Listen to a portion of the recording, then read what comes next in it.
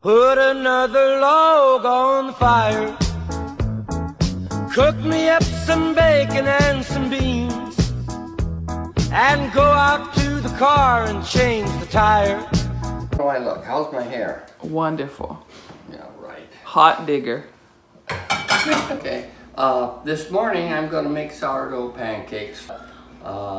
We have a group of the Nelchina residents. They're coming over for the pancakes, and we're going to talk about a lot of different things. So we have Hugh. He's an old-time miner in the area, one thing and another.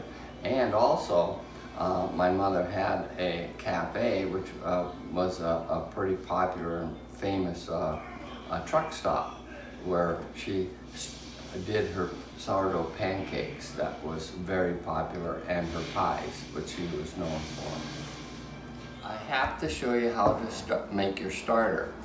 And if you look on the internet, there's a lot of recipes and stuff for your starter. Most of them are too complicated because it's very simple. There are basically 3 ingredients. There's the potato, water, and sugar, and that's all you need. What I do is I peel my potato and I put water in it and boil it, and until it turns into almost a mush. I of course add water, and then I mash it all up and cool it and add sugar. That's it. I let it set for about 4 or 5 days, and what it will do, it will make it your starter will become sour, and at that point then I add flour to it and a tad more sugar, and it will make your starter. And that's all there is to it. It should only take about a week to actually start your starter. Now, once I have my starter, I put it in a crock pot. And my mother always said, never put it in a stainless bowl or a pan or anything. And I've read that in other articles. So the starter will go into here, and it will start working and working as I add flour and more, and it will boil and start boiling. This morning it was full all the way up. You have to use a rubber lid or cellophane or wax paper, because it will expand and go over if it gets too hot. I put a paper plate underneath it, so if it does boil over, it isn't going to make a mess. Make sure you put something under it because it gets very active. Okay, now the first thing I'm going to do, as I had mentioned earlier, I dump my starter in here. Now last night I added flour, a lot of it, because I have a big group coming from Nelchina here, and so I want to make sure I have enough starter to go. Now I take that, okay, good and sour. Now, as you can see, it's bubbling. So it's really active today, and I'm going to scoop a little more of that there. It gets in the bottom. And what I quite often do is I'll clean this. I'll clean my starter bowl about once a week or so. Now I've already added the flour and the sugar last night, so she's very active, and I'm going to take out my starter again here. Let me use a bigger scoop here. I'll take out my starter. This will keep going. Don't need a lot to take out. I'll take out a couple nice good scoops, and that that will be enough, really.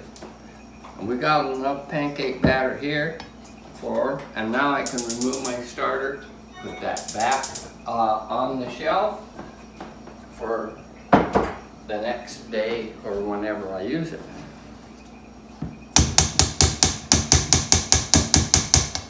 Okay, I'll put that in the sink. Now, this is going to be our pancake mix. I'm going to add a little bit of sugar.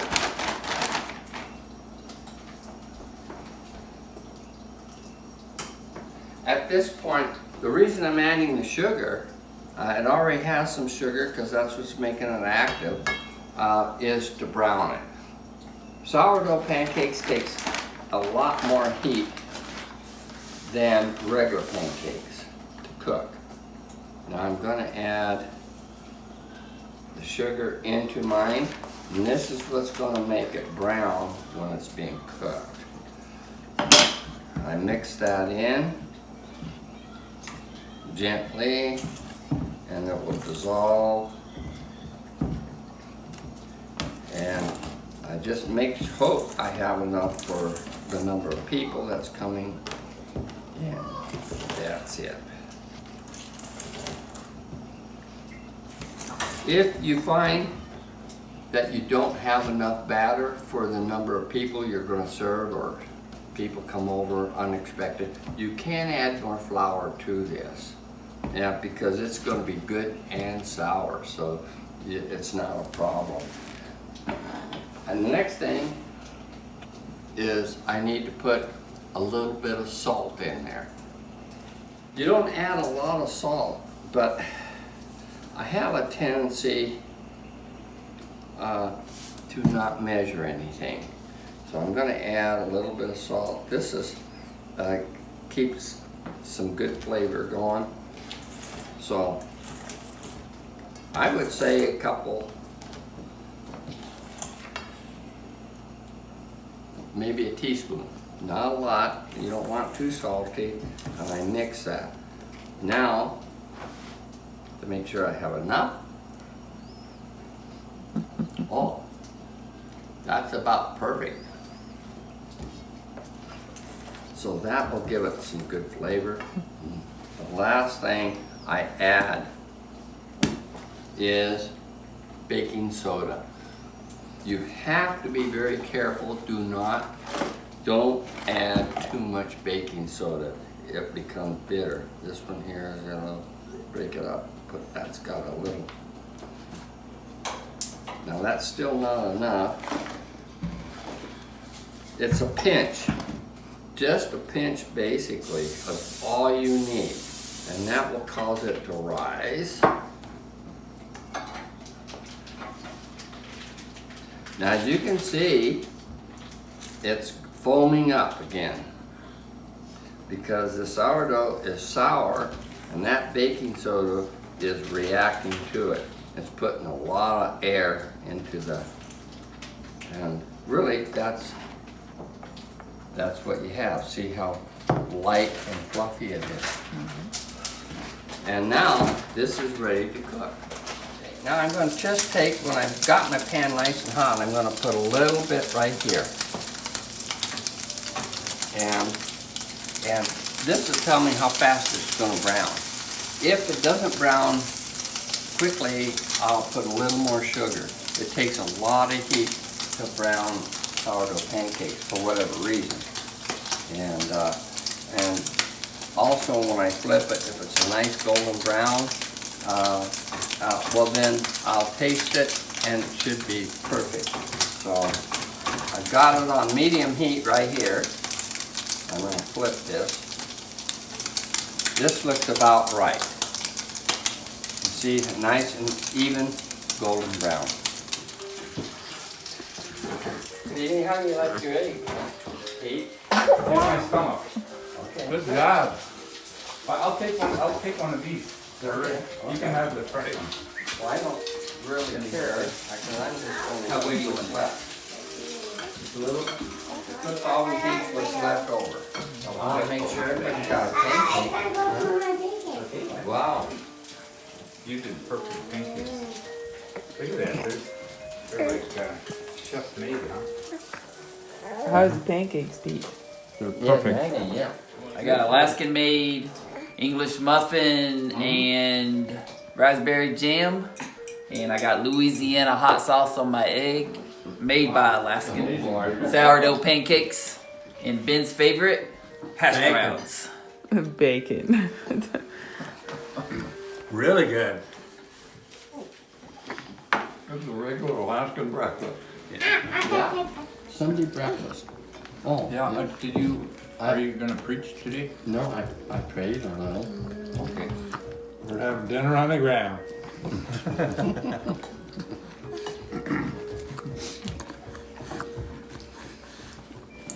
Ben's enjoying his pancake. Is it good, Ben? They look a little dry. Oh, he's got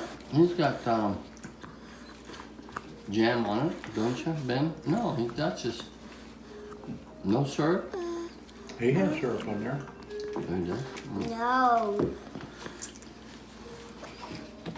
He ate the part that had syrup on it already. They broke the icicles off and they put them on their in their drinks. But it was quite common actually. Yeah, but you went on the Well, side yeah, of the everybody house didn't have that refrigerators. didn't They didn't have wood ice stove. machines and shit. No. Because of the creosote and the soot. You know, Well- you had to get them off of just one side of the. Yeah, you had to use discretion because the creosote Right. built up pretty good, but Yeah. Ate them off. And what was in the drinks? Beer? no, I think in that case it would have been rum. Because Dick was really big on rum. Yeah. 150. You don't need ice 151 for your beer. Hot buttered rum. Oh yeah, we had a lot of hot buttered rum. Flavored on there. Yeah, we had hot buttered rum. He loved that stuff. These were the greenie people. Remember the Oh, yeah. The The greenies yuppies. from California Right. that gave you bean sprouts and everything. Oh, yeah.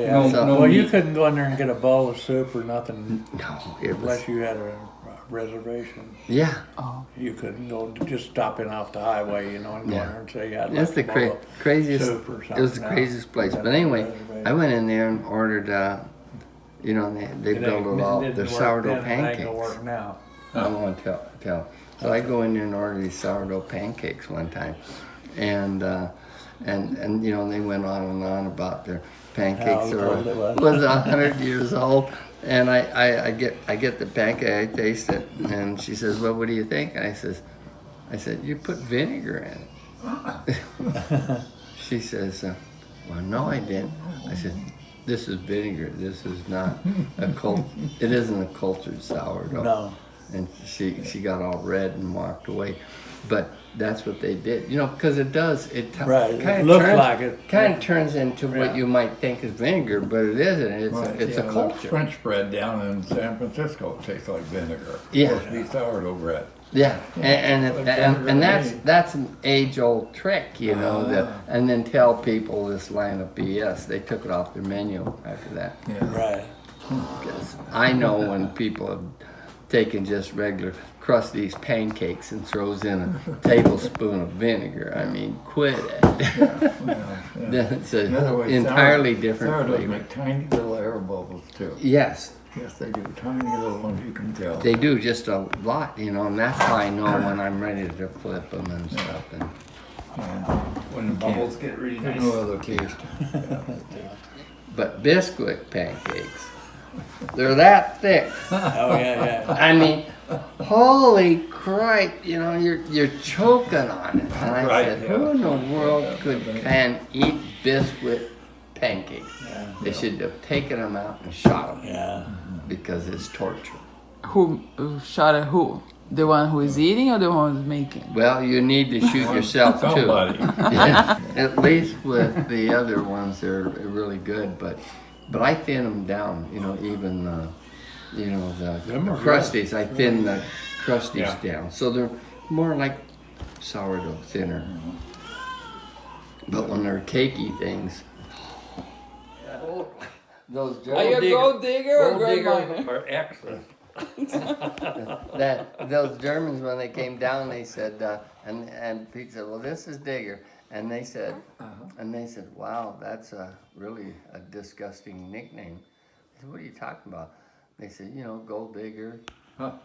That's what, when you say you're a digger in Germany, that means gold digger. Oh, yeah. And I said, oh, really? So you are a gold digger and he's a gold miner. Yeah, there's a difference. There's a big difference. Big difference in a digger and a miner. Yeah. Well, I'm not personally, but I married some. That's all I could say. You married a digger? Now we're getting personal. We're trying to talk about this mining and now we're getting personal. You started it off. He's getting personal again. How did you start mining in Alaska? Well, over in Hope, Alaska. That's where my grandparents homesteaded. Really? So, yeah. Yeah, they had a choice when they came up here and stuff. My grandfather was assigned by, what they call it, the Bureau of something, Federal Education and stuff. And when he graduated from Ripon, Wisconsin, from a college and stuff, it was his second job was to come up to Alaska and teach school in Cooper Landing. Really? Yeah, they just finished the territorial school there. And they hadn't built one in Hope yet, but they went over to look at some sites and stuff with the officials that he came up with. And then my grandparents fell in love with Hope, Alaska. So, but then they moved from there because they didn't have a place in Hope yet or anything. And moved over to the valley with the rest of the farmers that were coming in back in the 30s. So. Yeah, in the 30s. They stayed, Peter and Heine, what's their last name? On Lake Lucille, they just homesteaded there, right there in Wasilla. Yeah, they stayed there for almost a year, all 5 of the kids, my aunts and uncles. So, till they got established in Hope and stuff. And Right. Yeah. So, Wow, that's so really they would interesting. come out of Hope every Sunday and walk the Corduroy Road out to the Hope Junction, where it was still Corduroy, just built by the CC camps and stuff. So they go to Cooper Landing with them to school, and then they come back on Saturday just to spend the night in Hope and stuff. And the kids and grandpa, they'd all hike back out there to see who they'd catch a ride with back to Cooper Landing. So. Wow. But anyway, yeah, my gold mine started with my mom right there in Bear Creek, just right there in Hope. So go along the roots and stuff and showed us how to take the moss and shake it out in a gold pan. So you're young then? Blood gold. Oh, yeah, we had to be. Yeah. How old are you? May I I ask? think I'll be 7 at least, 6 or 7, yeah. I mean, how old are you now? I'm 74. Okay. Yeah. So born in That's all 48. Okay. Yeah, May 1st, 1948. All your family is into gold mining? Nope. Never been gold diggers or gold miners. I consider myself a prospector. Oh. Okay. Okay. Yeah. That's a different, there's a difference between a miner and a prospector. Correct. Yeah. Yeah. I'm more interested And in I'm a what- prospector too. I'm a prospector. Everybody is a prospector. When you go out there looking, that's what prospecting is about. Oh, yeah. Yeah. If you're looking at your feet all the time you're Yeah. a prospector. Yeah. Because I can take a cup of sand from out of the Nelchina here and tell you just about where a piece of that came out from back there. Yeah. And stuff. So if you want to know what minerals are in the country and stuff, that's where you start. Yeah. Yeah. So can you make a living just gold panning or no? Yeah, you can, but it's hard work. It's not. That's terrible hard work. It's horrible hard work, and your hands are always in ice water. When you get to be my age, your hands are generally turned wrong side out Yeah. because of arthritis and all that crap. You have cramps in your feet from being in cold water all the time. Yeah, I got to take medication for it. You do? My fingers turn white. Yeah. Yeah. If they hit the cold. Yeah, I can't even go out and get firewood off the back of the porch. But I have gloves on and stuff now because my fingers just turn instantly white. The blood stops flowing. So I take Procardia for it now. Well, I can believe that because you're out in this country for any length of time, and I, like myself, I have frostbit my toes, so I don't have feeling in them, but they didn't turn black or anything. But you do it year in and year out. Yeah. It finally you start losing feeling. Now they got nice insulated gloves and stuff to take care of your hands. You're in good Yeah. shape. So but you get excited, you come up hand and when you grab that thing, you're in the cold water. You don't realize it. You gotta keep it in hands. Hey, you got a pair of them extra tough rubber boots on. You look for that cold water to stand in because them boots are hot when you got your Are feet they? in them all day long. Yeah.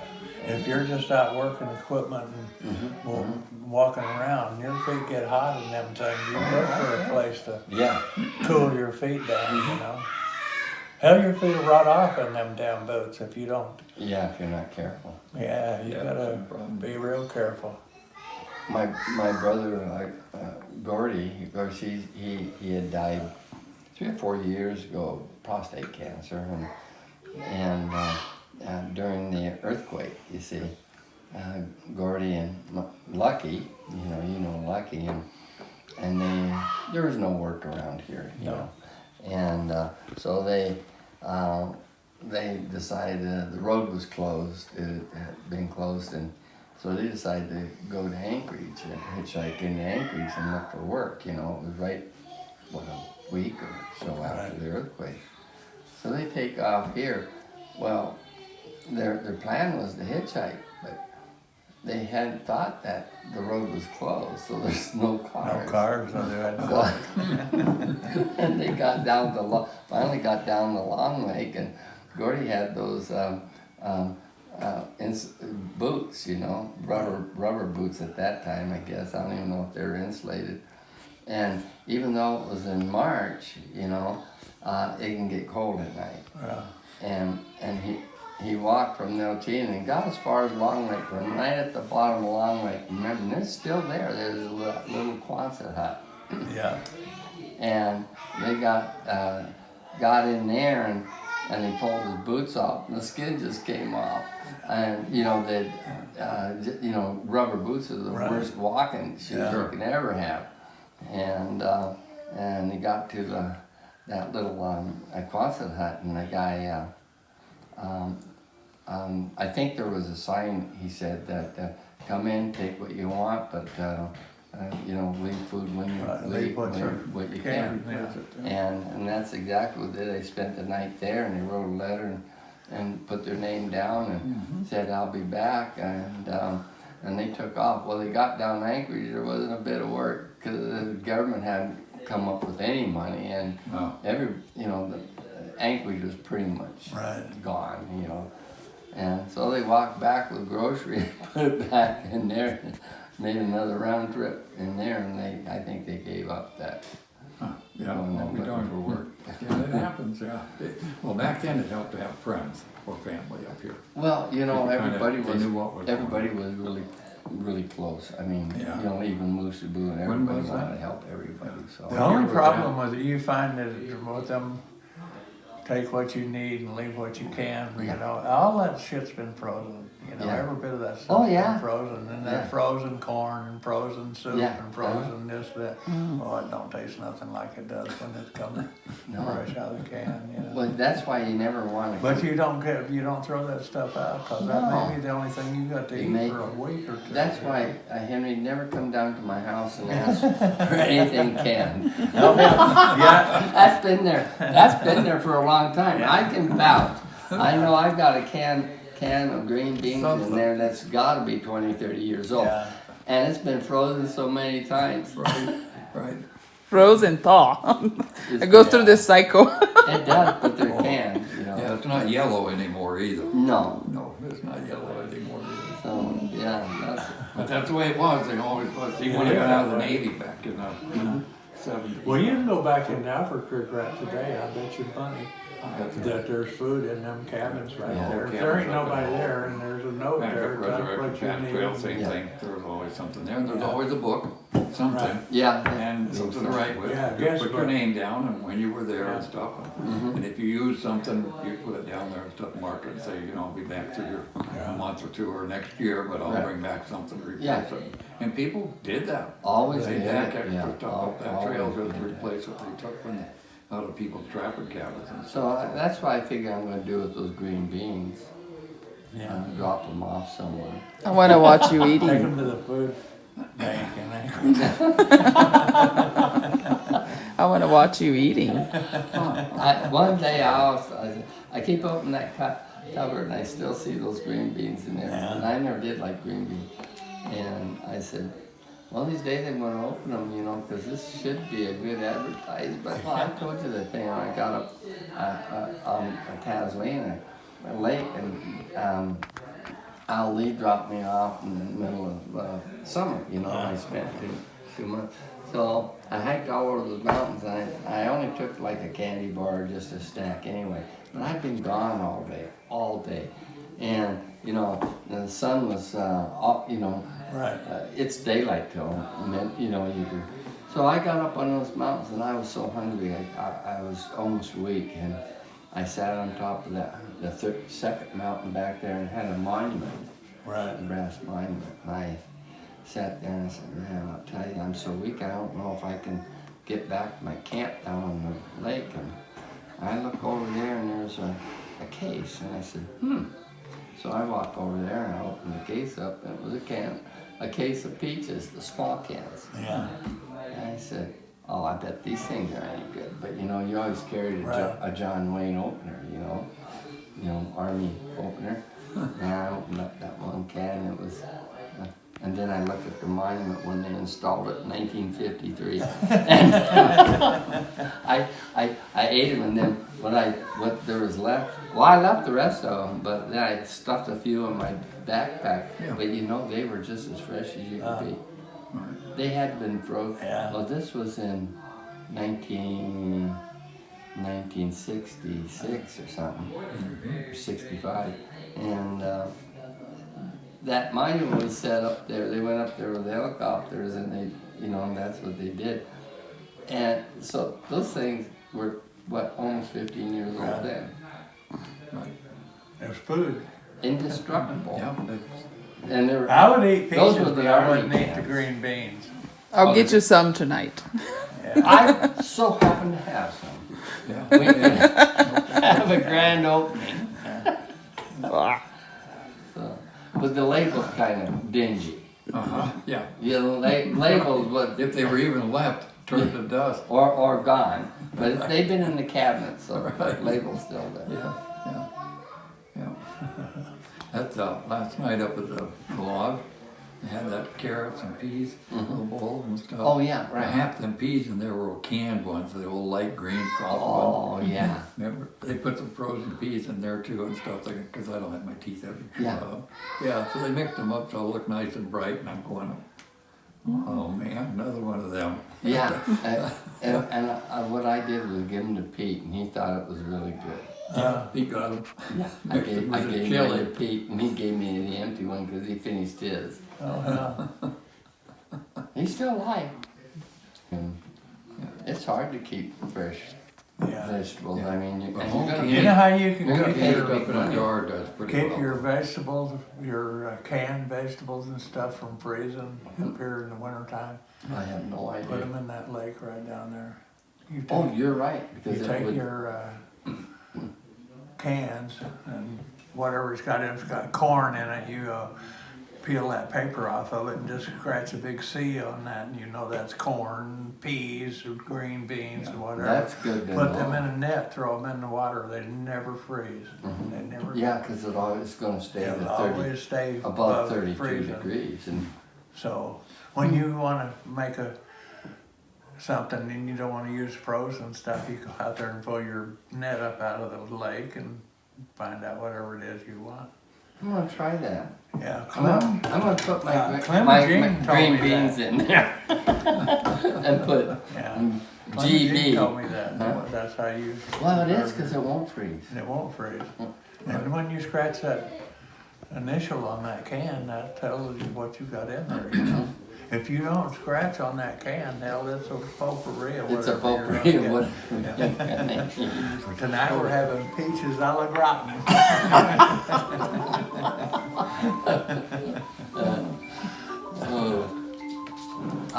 After the '64 earthquake, most everything in the cabin or the house down on the lake had broken, and the one front one, the big front window, it had broken out.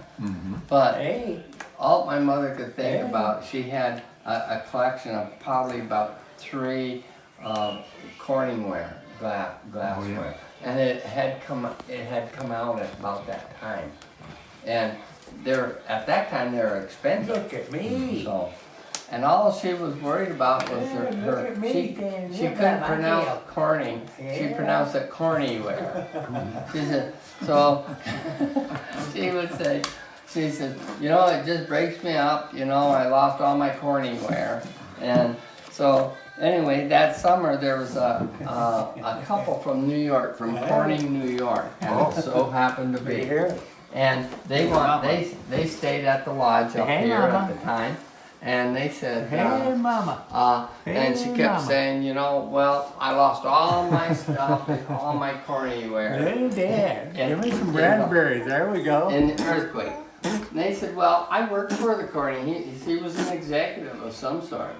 And he was up for a month or two and traveling around with his wife. And so he writes, he gets in there and he writes them a lot, writes the Corning company. And they bring in almost a truckload of all their Corningware products. Wow. Yes. They donated it to Mumsy. And they brought all the Corningware products, and all the bowls, the whole works. Yep. Yeah, that was a big deal because everybody, you could bake There them. you go. You could bake in them, Yeah. and you had the lids, you know. Yeah. I still have one down here, but Yeah. yeah, that was a big deal, you know, and it was too expensive, you know. We couldn't afford the sets that they brought. So that was a pretty interesting thing. Sure, you bet. Does your niece have Yeah, the Grandma's collection wood yet? stove. Huh? My grandma's wood stove too. Yeah. Yeah, whether it's wood or gas. Yeah, it didn't make any difference. Hey, little cutie pie. Yep, right, big old pot holders on either end of it like that coming out of there.